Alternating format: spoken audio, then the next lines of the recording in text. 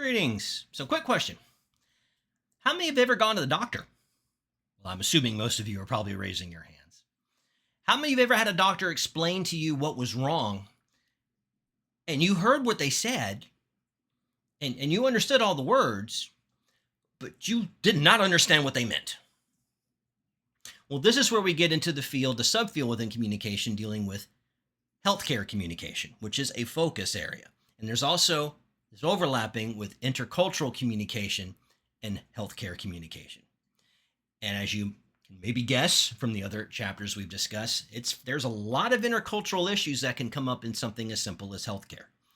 And as with our previous chapter on education, this one, again, if you happen to be going into the healthcare profession as either an administrator, nurse, doctor, physician assistant, or whatever, this is definitely something you're probably going to come into contact with.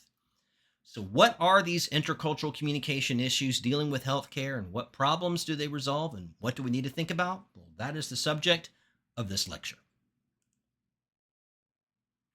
All right, so intercultural communication in healthcare. Maybe not something you've thought a lot about. But again, as with everything we've talked about, the more intercultural, global things become, the more and more this is going to become an issue, because you may not have thought about it this way, but people really have a lot of cultural clinginess to their healthcare. Okay, because it often deals with issues of life and death. We really expect certain things, or we don't expect certain things, or we think some things are legitimate and others aren't. And a lot of those are aspects of culture. So let's begin by talking about the importance of communication in healthcare just in general. Okay, well, as you may guess, more diversity creates more complexity within this field. Okay, and it's already a field that can be problematic for communication exchanges because, and we'll talk more about this in a bit, because of the high level of jargon and the very scientific nature of it that comes with all these scientific concepts that ordinary folks might not know a lot about. And then when you throw in these cultural dynamics and how those, power balances, low high context, all that stuff we've talked about before, definitely is going to create some issues you need to be aware of. And this is something that is kind of relatively new in the field of healthcare, because for years it was not really much viewed as something we needed to even think about. Health communication within the field of comm is only about 30, 40 years old as a subject, if even that long. It's definitely one of the newer subdisciplines, because it is a problem dealing with how can a doctor explain things to a normal person in a way they can understand if they're used to all this medical terminology. A great example of this is there is a movie that came out late 80s, early 90s. I doubt any of you have seen it, but if you have a chance, check it out. The movie is called The Good Doctor, and it stars William Hurt. I think he's now passed away. So I'm not talking about the TV show. This is a movie from the 80s, 90s. And the whole point of it is it's all about this health communication and the communication between doctors and their patients. And William Hurt's character plays a surgeon, I believe a heart surgeon, who's like very well renowned and well respected. And when they talk to him about being able to talk to his patients, I think, and this is a line from the film, he says, "I would prefer a doctor that cut straight and said little." But then he gets sick, he gets cancer, and he goes through the process of being the patient. And a lot of it's about how he learned how alienating and scary that process is, and how it changed how he approached talking to patients. It's a pretty good movie. But it goes to this, for years, doctors weren't even taught anything about talking to patients. It was very much the idea of, you're the expert, they should just shut up and listen to you. But that's changed a bit as we've progressed. And as you might also guess, these problems with intercultural communication, comm in general, and health, as with everything else, drastically increases with language barriers. Okay, how many of you, for example, have ever gone to the doctor and you may have seen somebody there who's there for treatment, but along with them is a relative who actually speaks fluent English? And so the doctor has to tell the relative what to say to the patient, and you have this three-way exchange. And I always wonder personally, what gets lost in translation, what's not covered well. I know I've seen it myself when I've gone to the doctor. And you can imagine how that might create some more issues. And at least that person has somebody that speaks fluent fluent English that can be the go-between, where they don't have that. Obviously, those are going to cause problems. And what we also need to understand about healthcare with intercultural communication is we operate very commonly out of ethnocentrism unconsciously.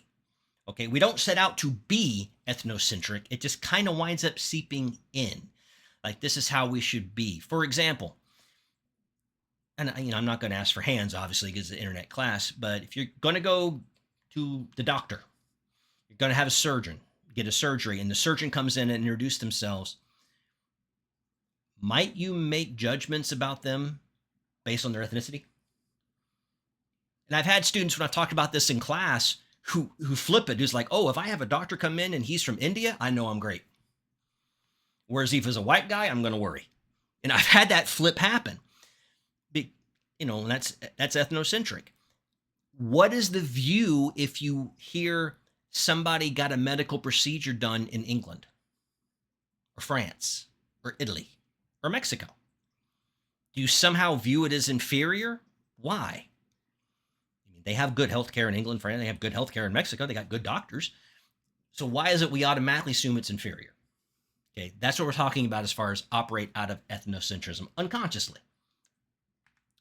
Some other things to think about is it's not always just about the physician and the patient. And this is one of those differences you commonly see with the Western medical system versus the Eastern medical system.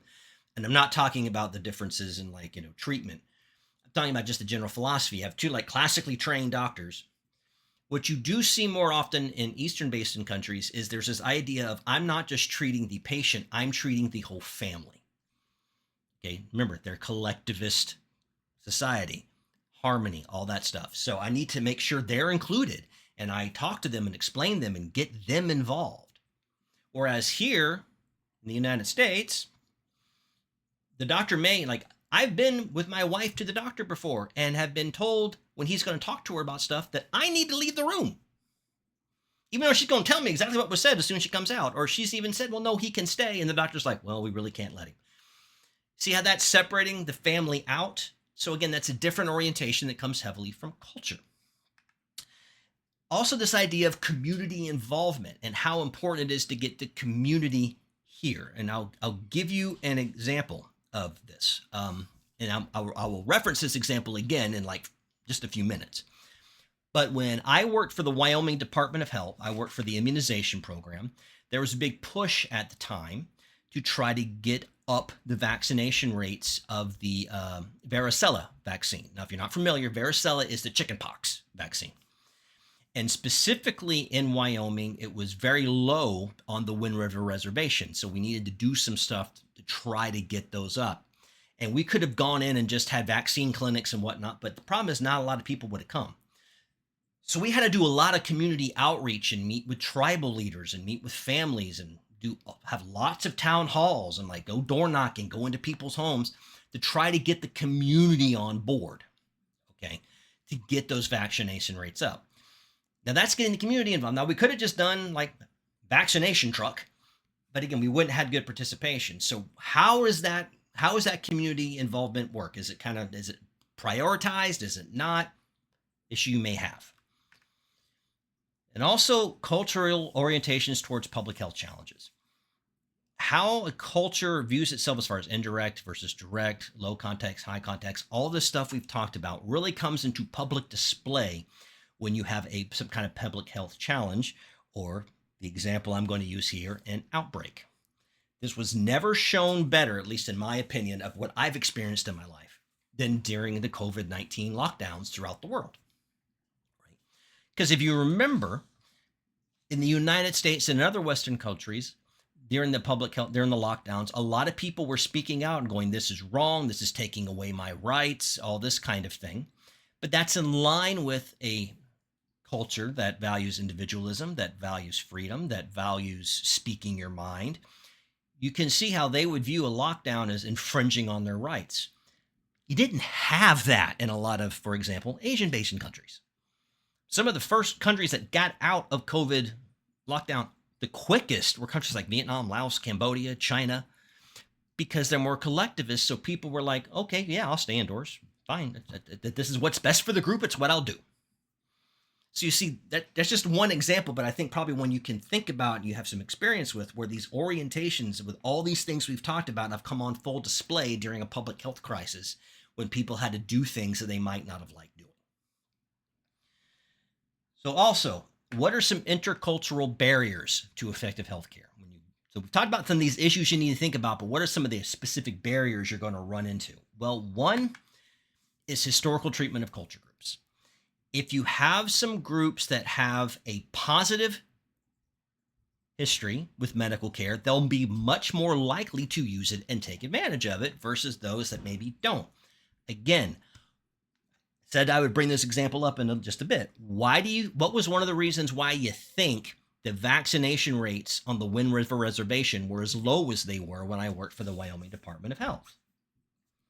A lot of it went to the historical treatment of the Arapaho and Shoshone people by the U.S. government back in the 1800s. They're going to view this vaccine like, oh, what's the white man giving us now? I know it sounds harsh, but that's what they told us when we would go to houses. There was this distrust because of that historical treatment. You may be confronted with that, and you got to think about how to overcome it, and you got to be sympathetic. You can't just go, well, that's stupid, because then you're going to get them upset. You have to understand where they're coming from and see what you can do to address those situations and maybe try to overcome some of the anxiety. There's also prejudicial ideologies and how we view things. Again, doctor comes in, doesn't speak, speaks broken English. That'll make you prejudiced. You're going to think they're maybe not as good. Your doctor comes in, they graduated from Harvard. Another doctor comes in, he graduated from UK. Are you going to view him differently? Again, you're making all these prejudgments. And it's understandable, because going in for a surgery, you want somebody who's going to do it right. And so you might, in that panic, have some of these prejudices come through. Because I've said it before, I'll say it again, we all have prejudices. Every single one of us. I don't care where you're from, I don't care what your skin color is, what your culture is. It's something we all have to deal with, and we all have to kind of more be aware of. And some of us is higher than others, but it is something you got to think about. Another huge one is religious influences. This one's huge, okay? Because I'm not saying that you're from this faith. If you are, you're totally within your rights to have this view. But, some faiths don't really believe in medicine, or believe in medicine in a very narrow window. Okay, there's some faiths that really believe, for example, that I'm somewhat familiar with, that really believe in healing through prayer. Somebody gets sick, you don't really, you take them to the doctor for little things, or hugely bad things like they break their leg. Well, obviously we can't pray the broken leg away. But if you get cancer or pneumonia, that's where the prayer healing comes in. Okay, and how that works. For example, another example, in more Asian-based countries with Confucianism, Taoism, and so forth, that's where you have the origins of medical treatments like acupuncture. Okay, that deals with energy flow, because that's a big part of those faiths, where you're not going to learn about energy flow and acupuncture going to Duke Medical School, because it's not part of our culture, because that religion, although I'm not saying it's bad, that religion wasn't a dominant force that shaped the curriculum. It is in the Far East. So how those come into play. And a great example here from Kentucky, you've probably heard the snake handling churches, where if they get bit by a snake, they don't go to the doctor. They pray, and hopefully they'll be okay. So those are barriers you're going to come into, and it can be very frustrating for medical professionals to see this and know I can help them, I can treat them, but have to say, no, I can't, they don't want me to. And the doctor's probably thinking they're going to die, but you got to respect those differences. But then when should you not? If it's a child, for example, should you let them just try to pray away, pray the healing through pneumonia, or should you treat the kid? And that's where those are kind of going to come in. And also, and again, the cultural influences for healthcare itself. Again, I just talked about this with acupuncture. What is viewed as good healthcare versus bad healthcare? Okay. And when I teach this class face-to-face, I show a video from a documentary series called Taboo. It was on the History Channel, and I show one specifically about food. And the segment deals with this restaurant in, I believe, Cambodia, where one of the main meals is cobra. Okay, and it's a very popular dish. And you don't just eat the cobra. The chef actually, and this may gross some of you out, but as well as taking the meat of the cobra and cooking it, after the chef slaughters the snake, he drains the blood out of the snake into a container and then pours the blood into a glass, and that is served along with the cooked cobra meat to drink. And it's one of the main reasons why the dish is so popular, because within the culture, cobra blood is viewed as having medicinal properties. Now, I am 99% sure if you went to Yale Medical School and tried to tell them to drink cobra blood and it would make you feel better, you'd get laughed out the building. But again, that's what I mean by these cultural influences and what makes for good healthcare versus crazy ideas. Again, that can shift from one country, one culture to the other. Which then leads us to the last subject dealing with intercultural communication in healthcare, that being the power dynamics within healthcare. And they're very clearly there. All right. Healthcare as a field is embedded with a power imbalance right from the get-go. And why do I say that? Because the foundation of it is you have a doctor who is incredibly well trained and should be very fluent, hopefully, in this idea of medicine. Okay? And you as the patient are not. They're the expert and you are there for their expertise, which is inherently going to give the expert more power. And that's where, again, remember I gave the example about, the movie and whatnot previously about talking down to patients and not talking much with them. Do you talk in acronyms? Do you make sure the patients understand them? What do you do to make them feel comfortable? All these things, because they have the power. All right. And I'm just going to, as one of my students, I'm just going to put it on Front Street. My wife works in the healthcare field. I've met lots of doctors who really care about this and talking with their patients and making sure they understand everything and are cool with it. I have met other doctors whose opinion is very much, I'm the genius, I'm the doctor, come in, answer the questions that I give you as quickly as I possibly can, and then shut up and do what I tell you to do. I don't care about your feelings. I don't care what you think. You will do what I say because I'm the doctor. Now, personally, I don't think it's a good approach. Some people may differ. That's okay. But again, that comes from this power imbalance that's embedded in it. Another big thing with power in healthcare that's a big issue is healthcare as a business. Should healthcare be a business, i.e., a profit-driven industry? Now, there's definitely views on both sides. Those that say yes, say the business aspect, the competition of business, the profit motive creates an environment of constantly getting better. It's what drives innovation in healthcare. You have the other side that says no, because with that will come a price, and if people can't afford it, then what do? They get sick and they die, and that's a pull on society. Again, I'm not going to say which one's right, but there's two sides to this. And if you look globally, this is very much a thing that's not consistent across even major developed countries. The US, we have pretty much a business model. Canada, England, it's not viewed as a business. They have National Health Service where it's free because they fall in the other camp. But you see how that's going to radically change the dynamic and the relationship between the individual and healthcare and the people within the business, within healthcare as well. Okay, and it has trickle-down effects. Okay, example. I might be a bit off here because it's been a few years since I've seen the study, but I believe the last time I saw a study about this in the Chronicle of Higher Education, or at least an article about it, on average, a student who goes to get their bachelor's degree and then goes to medical school, by the time they're done, because they have to go to the medical school, then residency and all that, on average, by the time they're done with the training process, on average, they're around $200,000 to $250,000 in debt, student loan debt. Now, the justification for that is, well, yeah, it costs a lot to train you and you're going to go into debt, but you're going to get paid a lot as a doctor. And we can afford to pay you that much because it's a business.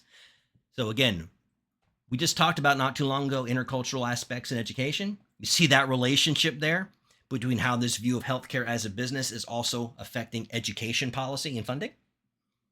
See, there are connections here as well. So how they view healthcare as a commodity or something everybody should have is going to affect a lot of perceptions. And then intercultural ethics. Not going to over elaborate here. I will tell you, see the previous videos I've done all semester. Different cultures value different things. Do I treat the patient or the family? Do we high context or low context? Do we value the individual or the group? All these various things play out into how healthcare works, how it functions, whether or not we should do something or not. Going back to what we just talked about before, if you view healthcare as a business, and there's this idea that we should open up a center that does X, specializes in whatever you want X to be.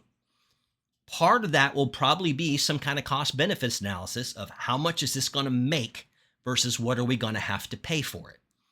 And at the end of the day, if it's going to cost more than you make, you might say, well, then we can't do it. Whereas if you don't have that view set, you might go, well, we might lose. It's going to be incredibly costly, but it's what's in the best interest of the community. So yeah, we're going to do it. So you see, those ethical ideas of right and wrong, again, come on, we just talked about, going to play out here. So again, lots of issues with intercultural communication in healthcare, and it's definitely something you need to be aware of. So what I hope you can see is that you may not have thought about it, but there's a lot of things going on interculturally with healthcare because of what healthcare deals with. Because at the end of the day, healthcare deals more directly than just about any other field I can think of, directly with life and death. And because it deals with life and death, these cultural ideas become so prominent because those cultural ideas go to things like spirituality, what happens to you after you die, these power dynamics, should I listen to the doctor or seek a second opinion? Those all come into effect because people are scared to die. And because of that, they become more fronted. And then again, with cultural orientations to disasters also comes out then with the community. So again, before I ramble on too much, I hope you got something out of this video. I hope you got a better understanding of the dynamics at work here. Again, for those of you going into healthcare field, nurse, doctor, PA, whatever, you're definitely going to get confronted with it. And with that, I will bid you a good day and hope you learned something. And I think this is the last video, at least when at time recording for the class. So I wish you best of luck in your final project and you have a good day.